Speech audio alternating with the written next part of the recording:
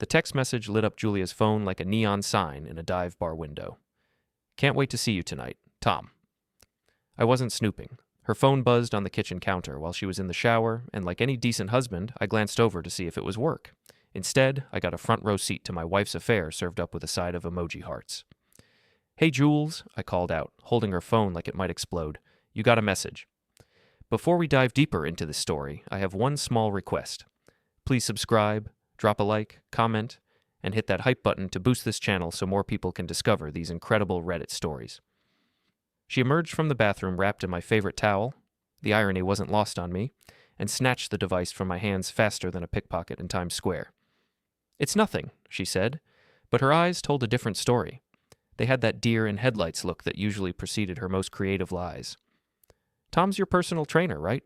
I kept my voice steady, though my pulse was doing jumping jacks. Seems pretty friendly for someone who just counts your reps. Julia's jaw tightened. She clutched the towel with one hand and her phone with the other, like she was choosing between armor and ammunition. Alex, we need to talk. Those 4 words hit me like a sledgehammer to the gut. In 15 years of marriage, nothing good had ever followed "we need to talk." It was the conversational equivalent of "this won't hurt a bit," right before someone jams a needle in your arm. I'm listening, I said, though every instinct screamed at me to run. She dropped the towel. Not in a seductive way, this was strategic nudity, designed to distract me while she delivered the final blow. I've been seeing Tom for 3 months. I'm not sorry about it, and I'm not stopping. The words hung in the air like smoke from a house fire. I stared at her, processing the casual cruelty of her delivery. My wife of 8 years had just announced her affair with the emotional weight of ordering coffee. You're kidding, I managed. Do I look like I'm kidding? She pulled on her robe, transforming from vulnerable to predatory in seconds. I'm going out with him tonight.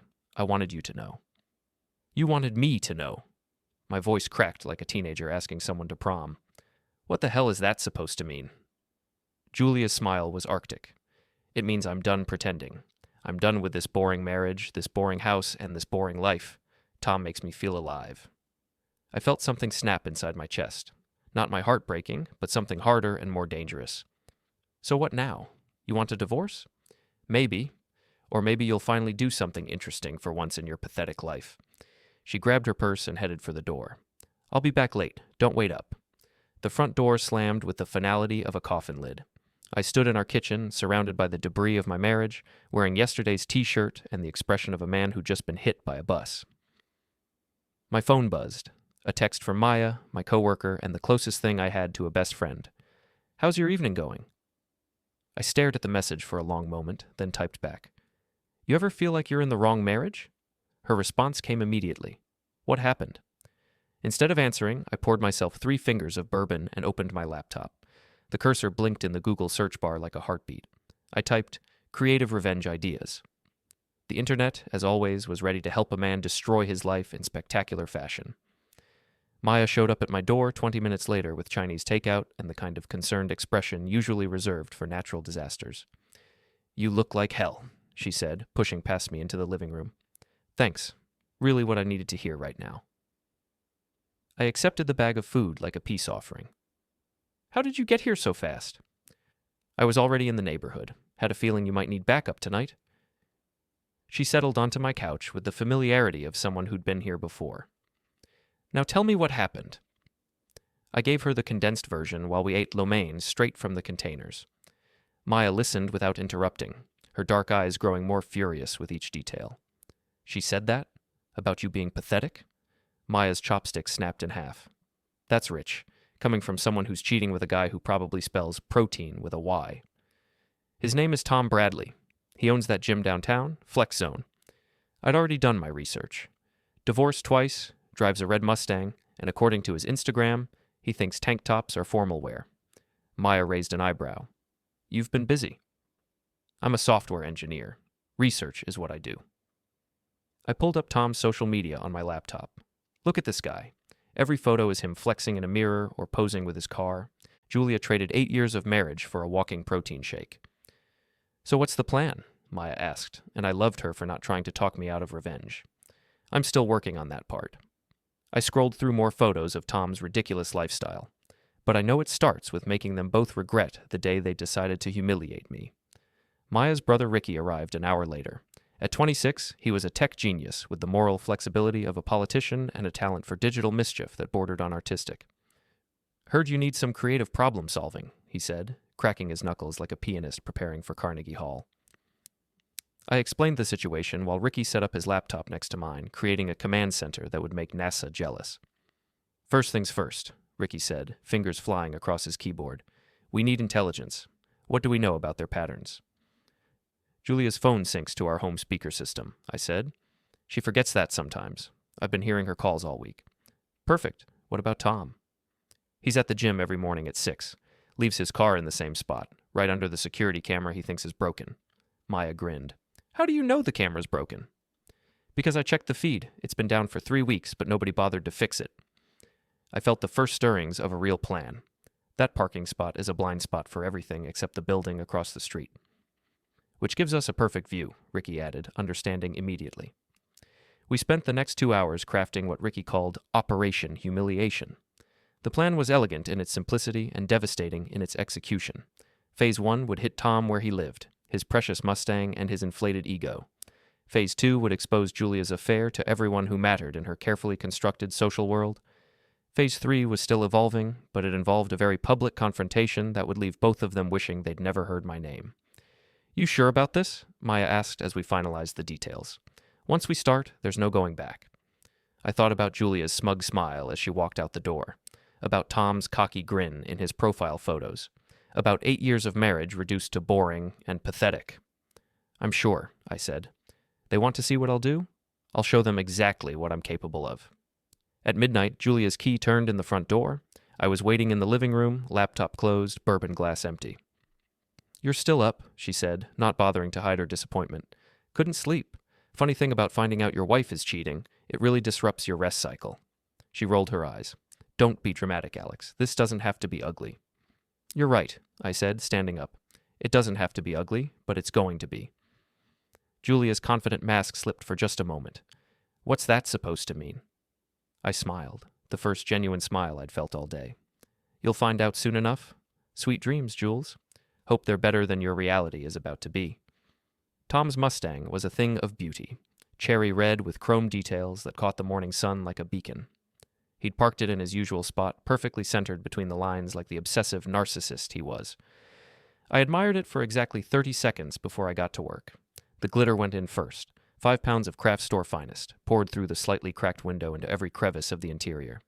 The seats, the dashboard, the cup holders, everything would sparkle like a unicorn's fever dream for months. Next came the shrimp, raw, fresh, and strategically placed under the seats and in the air vents. In this heat, they'd start cooking in about 2 hours, creating a smell that would make a garbage truck seem fragrant. The final touch was a note tucked under the windshield wiper. "Hope your date was worth it. Enjoy the smell. A concerned citizen."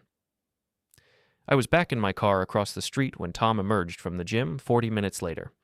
Even from a distance, I could see his swagger, the confident stride of a man who thought he was untouchable.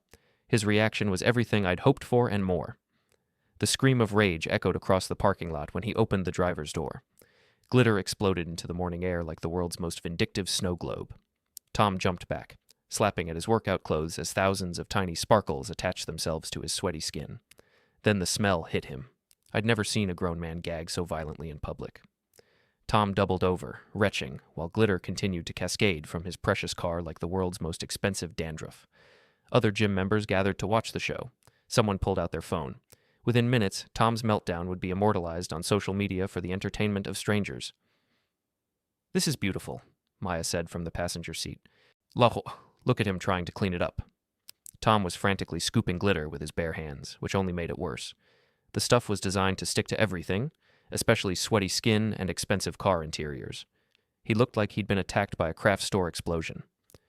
"Phase 1 complete," I said, starting my car. "Time for Phase 2. Julia's office was in one of those glass towers downtown where everyone pretended to work while actually gossiping about each other's personal lives. Her marketing firm thrived on image and reputation, 2 things that were about to become very problematic for my dear wife. I'd recorded Julia's phone call from the night before, when she'd talked to her friend Lindsay about the affair. The conversation was illuminating. "Alex is just a paycheck with a pulse. Tom makes me feel like a woman again. I don't care if he finds out. What's he going to do about it? Those words had burned themselves into my memory, but now they were going to serve a different purpose. Ricky had helped me create anonymous social media accounts, complete with fake backstories and stolen profile photos. To anyone checking, Sarah Mitchell was a concerned coworker who'd overheard something disturbing. The audio file went out to Julia's entire office network, disguised as a leaked conference call. Within an hour, every marketing executive, assistant, and intern would know exactly what Julia thought of her marriage and her husband. My phone rang just as I was finishing lunch. Julia's name flashed on the screen like a warning signal. "What did you do?" she hissed without preamble. "Good afternoon to you too, sweetheart. How's work treating you today?" "Don't play dumb, Alex. I know you're behind this. My boss just called me into his office because someone sent him a recording of a private conversation." I feigned confusion. "That sounds terrible. What kind of recording?" "You know exactly what kind. The question is how you got it and what you want." "What I want." I laughed, and the sound surprised me with its bitterness. "I want my wife to stop screwing her personal trainer. I want 8 years of marriage to mean something. I want you to remember that I'm not just a paycheck with a pulse." Silence stretched between us like a tightrope. When Julia spoke again, her voice was different, smaller, more vulnerable. "Alex, we can work this out. It doesn't have to be like this." "You're right," I said. "It didn't have to be like this. But you made your choice, and now I'm making mine." "What's that supposed to mean?" "It means the game is just getting started, Jules, and I'm better at it than you think." I hung up before she could respond. My hands were shaking, not from fear, but from the adrenaline rush of finally fighting back. Maya texted me an hour later. "Check Tom's Instagram.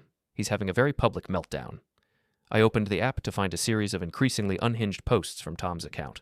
Photos of his ruined car, angry rants about coward attacks, and threats to find whoever was responsible. Each post had dozens of comments, most of them laughing at his expense.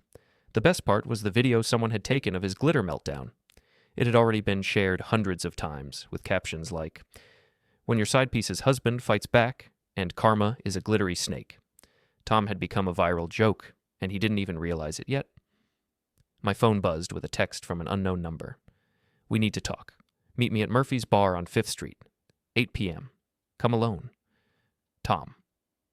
I stared at the message, feeling that familiar snap of something dangerous inside my chest. He wanted to meet? Perfect. I had a few things I wanted to discuss with him, too. I texted back, "See you there." Phase 3 was about to begin. Murphy's Bar was the kind of place where conversations went to fade, dimly lit, poorly ventilated, and populated by people who'd given up on life sometime during the Clinton administration. It was perfect for what I had in mind. Tom was already there when I arrived, hunched over a beer at a corner table like a gargoyle with commitment issues. Up close, he was smaller than his Instagram photos suggested, though the gym muscles were real enough. Glitter still sparkled in his hair like the world's most humiliating highlights. "You look festive," I said, sliding into the seat across from him. His jaw tightened. "You think you're real clever, don't you?" "Clever enough." I signaled the bartender for a drink. "Nice car, by the way. Very sparkly. Really brings out your eyes." Tom's hands clenched into fists on the table. "You have no idea who you're messing with."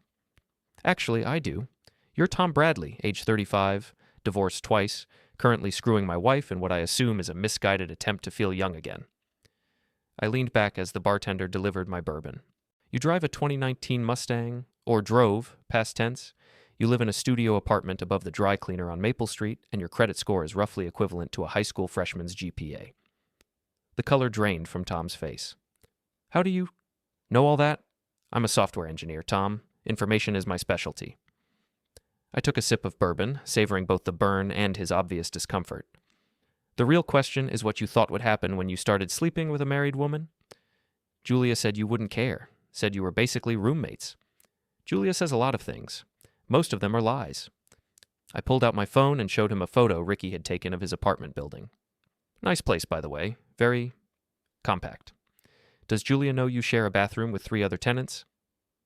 Tom's confidence was cracking like ice in spring. "What do you want?" "I want you to disappear from my wife's life. I want you to delete her number, forget her name, and pretend this whole thing never happened." "And if I don't?" I smiled and pulled out a second phone, one of Ricky's burner devices, loaded with enough digital ammunition to destroy Tom's life 6 times over. Then I released the rest of what I found. your tax problems, your pending lawsuit from your ex-wife, those interesting photos from your college days that you thought were deleted forever? Tom's face went white. You're bluffing. Am I? I slid the phone across the table. Scroll through it. Take your time. He grabbed the device with shaking hands, his expression growing more horrified with each swipe. I'd spent the afternoon with Ricky, digging through Tom's digital life like archaeologists uncovering a particularly embarrassing civilization. How did you get all this? You use the same password for everything, Tom? Mustang 2019. Not exactly Fort Knox level security. I finished my bourbon and stood up. You have 24 hours to end things with Julia. After that, all of this goes public, starting with your gym's Yelp reviews.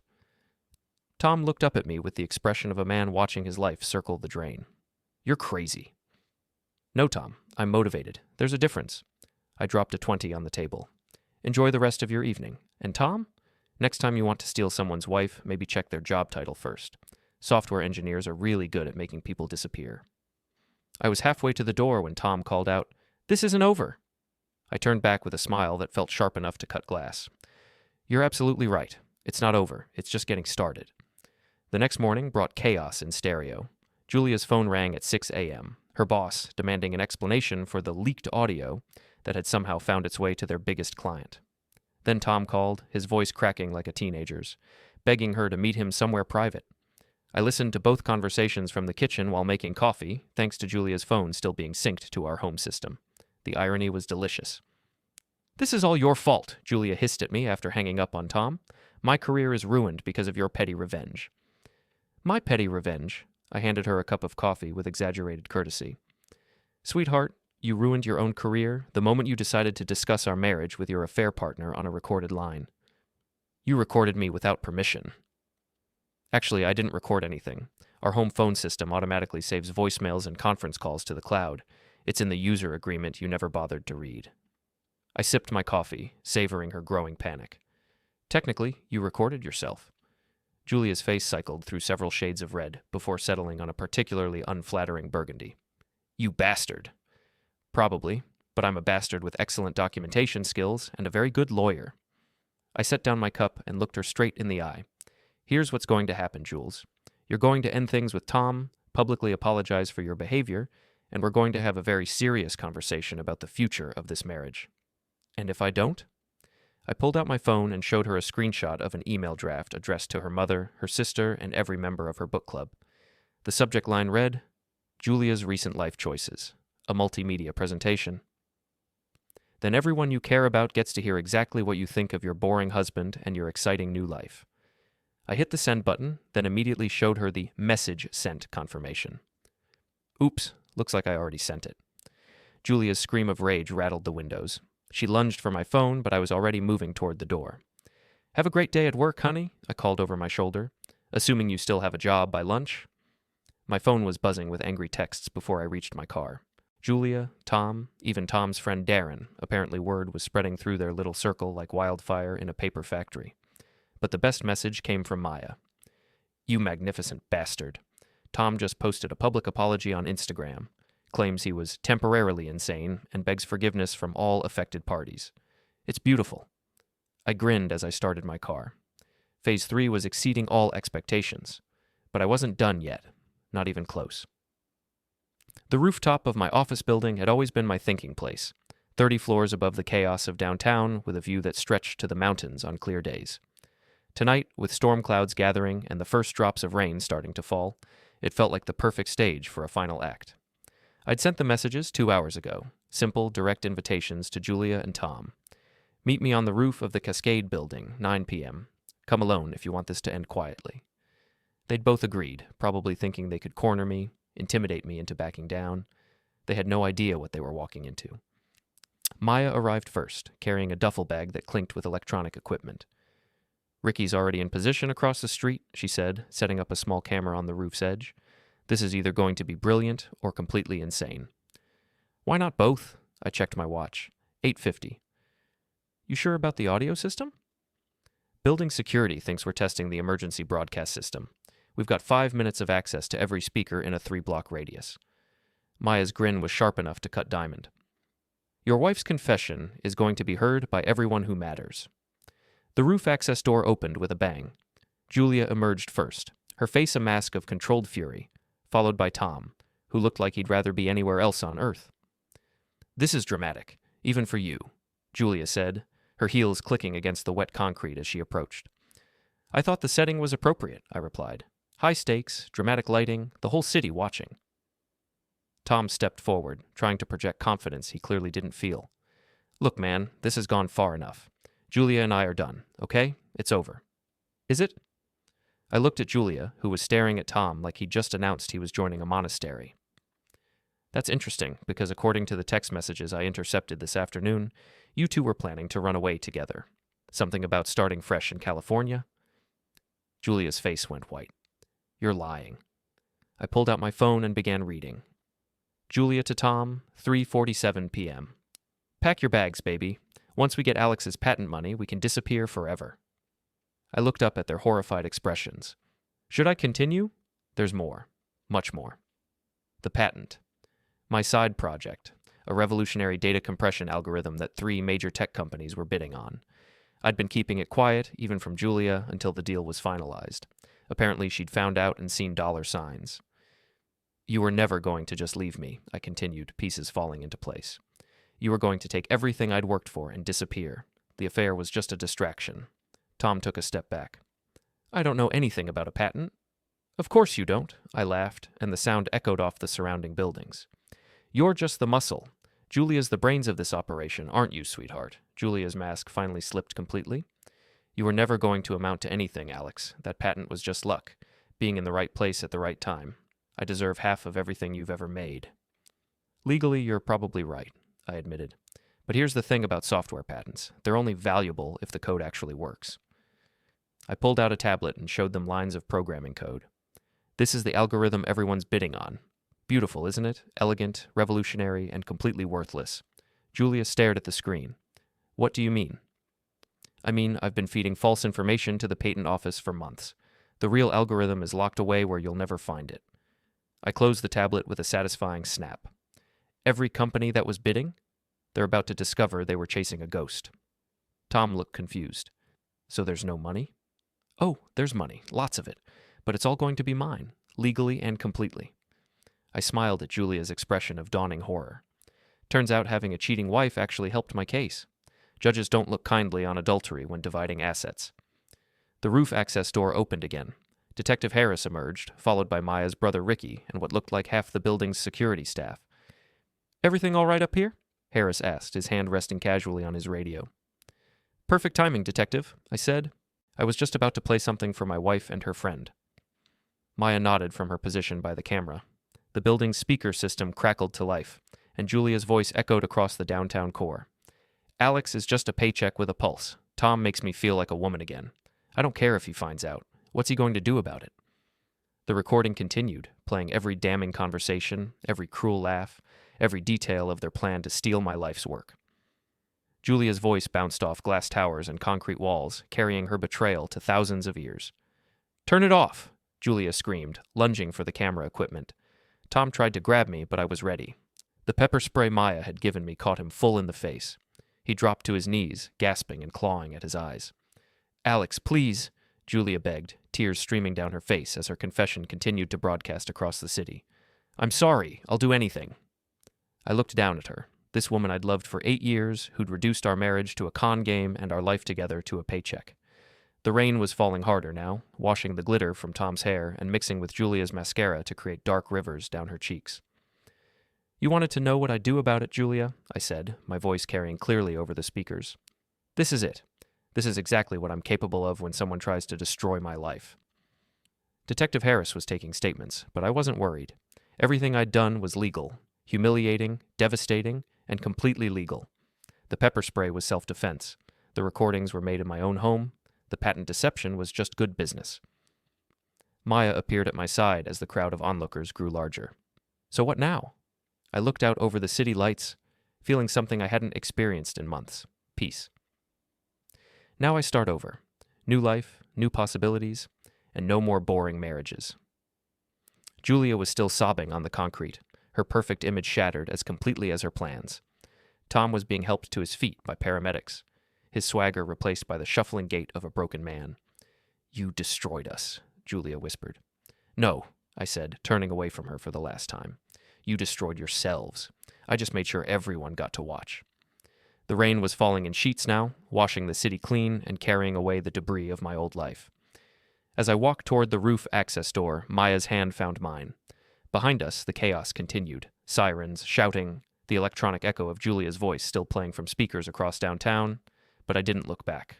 There was nothing left to see. My phone buzzed with a text from Ricky. "Video's already gone viral. Your glitter revenge is trending." I smiled and deleted the message. Tomorrow, I'd deal with lawyers and paperwork and the messy business of rebuilding my life. Tonight, I was just a man walking away from the wreckage of his marriage, finally free from the weight of other people's expectations. The elevator doors closed behind us, cutting off the sound of Julia's sobs and Tom's protests. In the reflection of the polished steel, I saw a different person than the one who'd discovered that text message just 3 days ago. Harder, maybe. Definitely wiser. "No regrets?" Maya asked. I thought about it as we descended through 30 floors of other people's lives. Offices where husbands and wives were probably having normal conversations about normal problems, never knowing how quickly everything could change. "None," I said, and meant it. The elevator reached the ground floor with a soft chime. The doors opened onto the lobby, where a few late workers were gathered around their phones, watching videos of the rooftop confrontation and sharing them with friends. I walked past them without stopping, out into the rain-soaked streets of a city that would be talking about this night for months. Somewhere above us, Julia was learning what it felt like to be humiliated in public. Tom was discovering that actions have consequences, and I was finally completely free. Maya squeezed my hand as we reached her car. "So what's next for the newly single Alex?" I looked back at the Cascade building one last time, its top floor still blazing with lights and activity. "Whatever I want," I said. For the first time in years, whatever I want. The engine started with a purr, and we drove away from the scene of my marriage's spectacular destruction. In the rearview mirror, I could see police cars and ambulances, their lights painting the wet pavement in reds and blues, but I was already thinking about tomorrow, about possibilities I'd forgotten existed, about a life where I didn't have to worry about being boring or pathetic or any of the other things Julia had called me. I was thinking about freedom, and it tasted better than revenge.